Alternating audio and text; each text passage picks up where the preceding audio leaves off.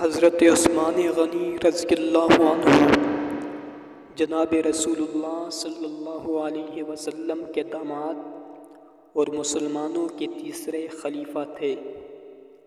حضرت عثمان غنی رضی اللہ تعالیٰ عنہ کی پوری زندگی مظلومیت کے واقعات سے بھری پڑی ہے۔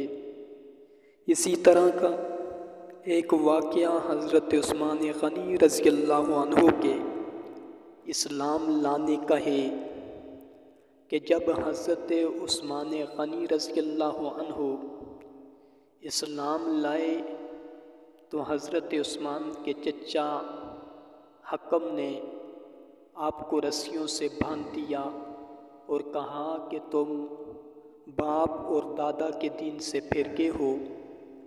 اللہ کی قسم میں تمہیں اس وقت تک نہیں چھوڑوں گا جب تک اسلام کو چھوڑ کر واپس اپنے مذہب میں نہیں آ جاتے۔ حضرت عثمان غنی رضی اللہ عنہ نے اس کے جواب میں فرمایا کہ اللہ کی قسم میں اسلام سے کبھی بھی واپس نہیں پھروں گا۔ چچا نے جب حضرت عثمان غنی رضی اللہ عنہ کی استقامت کو دیکھا تو کچھ دنوں کے بعد خود ہی حضرت عثمان غنی رضی اللہ عنہ کو کھول دیا۔